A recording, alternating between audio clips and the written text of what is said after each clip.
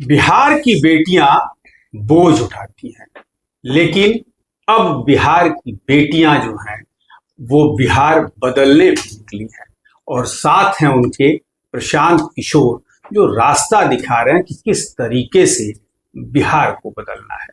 वास्तव में पिछले दिनों हुए जो सम्मेलन जनसुराज का था, उसमें प्रशांत किशोर ने ये दिखा दिया कि किस तरीके से महिला सशक्तिकरण की मिसाल जो है आने वाले बिहार को वो दिखाएंगे।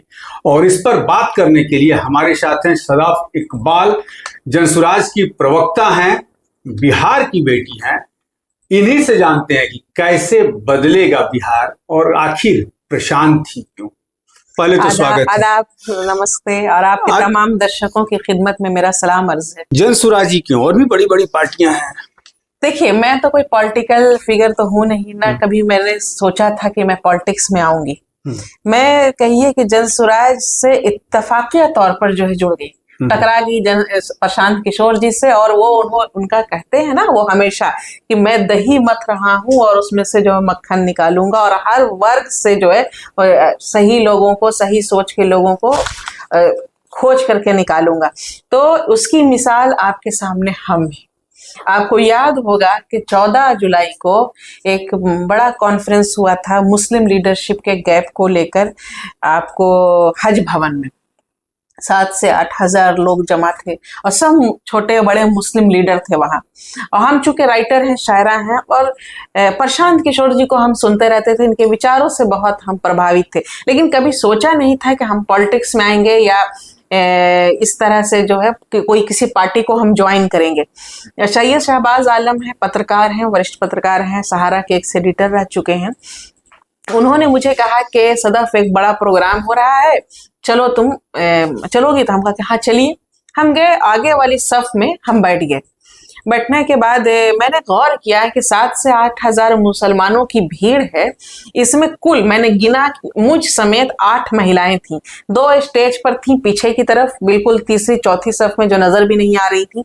5 महिलाएं एकदम बिल्कुल कोने में दबी सहमी सिकड़ी सी जो है बैठी हुई थी, और सामने मैं थी, प्रशांत किशोर जी के ठीक सामने मैं बैठी हुई थी। मैंने देखा कि लोग आ रहे हैं, बड़े गर्मा गर्म जोश में भाषण दे रहे हैं, नारा लगा रहे हैं और मुसलमानों के मसाइल पर बात कर रहे हैं, लीडरशिप के गैप पर बात कर रहे हैं, लेकिन कोई भी महिला जो है स्टेज से नहीं आई बोलने के लिए, उसे मौका नहीं दिया गया। प्रशांत किशोर जी ने अपना भाषण खत्म किया, मैं खड़ी हो गई और मैं खड़े होकर मैंने कहा कि मेरा आपसे एक सवाल है। प्रशांत किशोर जी ने मुझे हैरत से देखा है कि इतने मुस्लिम मर्दों के दरमियान एक मुस्लिम औरत खड़ी होकर के सवाल करने की हिम्मत कर दी। उन्होंने फौरन माइक भिजवाया। माइक जब उन्होंने मेरे पास भिजवाया तो मैंने उनसे ये सवाल किया, मुसलमानों के अंदर लीडरशिप की जो है बहुत बड़ी कमी है, गैप है। आप इस गैप को खूब अच्छी तरह से समझ भी रहे हैं और इसको भरने की कोशिश भी कर रहे हैं, जिसके नतीजे में आज यहाँ इतनी बड़ी भीड़ इकट्ठा हुई है। मगर मुझे ये बताइए कि मुस्लिम महिला लीडरशिप का जो गैप है, बल्कि शून्य है, आप इस शून्य को कैसे भरेंगे? आज इतना बड़ा जमावड़ा हुआ, इतने लोगों ने अपनी बातें कही, स्टेज से रखी, किसी मुस्लिम महिला को स्टेज से अपनी बात कहने की इजाजत क्यों नहीं दी गई? वो जनसुराज के बारे में क्या सोचती है, बिहार की पॉलिटिक्स को लेकर क्या सोचती है, अपने अपने भविष्य के बारे में क्या सोचती है, उसको तो ये बात कहने की इजाजत नहीं दी गई, मौका नहीं दिया गया।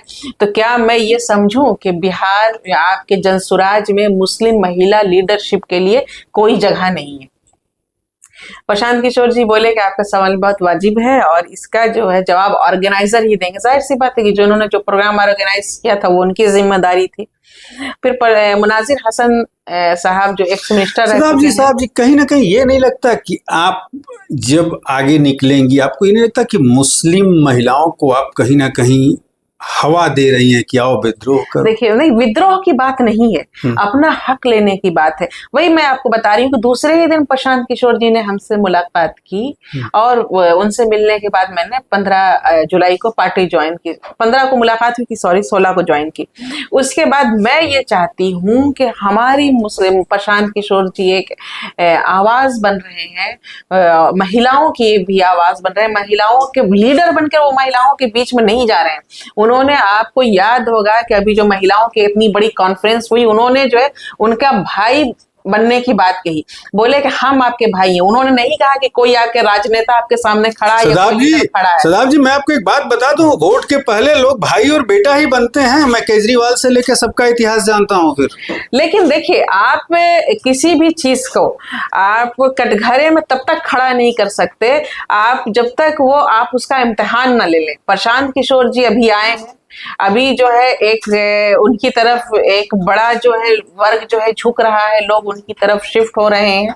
आज तक आपको मैं सबसे ज्यादा मुसलमान ही उनके तरफ शिफ्ट हो रहे हैं, क्या कारण है? मुसलमान भी शिफ्ट क्या हो रहे बिहार हैं, के मुसलमानों को लालू से मोह भंग हो गया है? बिहार के जो मुसलमान थे या तमाम कोई भी वर्ग जो है राजनीतिक बंधुआ मजदूर बन करके रह गए थे।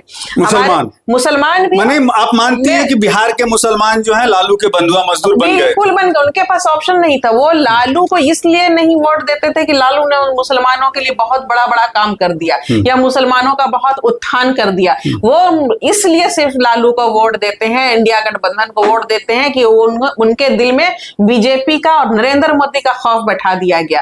आप अगर आज मुसलमान को जो प्रशांत किशोर जी की तरफ आप जो कह रहे हैं कि मुसलमान वोट बैंक इतनी तेजी से शिफ्ट हो रहा है और आरजेडी के लालटेन का तेल निकल रहा है और आरजेडी की हवा खराब है और टेंशन में है आरजेडी, सिर्फ इसलिए कि मुसलमानों को अब नजर आ गया है कि एक तीसरा फ्रंट भी सामने है, एक जनसुराज पार्टी बनने वाली है जो मुसलमानों की बात करती है और मुसलमानों की उनकी आबादी के हिसाब से हिस्सेदारी हर सतह पर। मतलब मुसलमानों के दिल से बीजेपी का डर निकाल रहे हैं प्रशांत किशोर की, डरो मत, लालू ने जो किया वो किया। प्रशांत किशोर मुसलमानों की हक की बात कर रहे हैं। उनका कहना है प्रशांत किशोर ना कोई खौफ की राजनीति करते हैं, ना खौफ दिलाने की बात करते हैं, ना खौफ निकालने की बात करते हैं।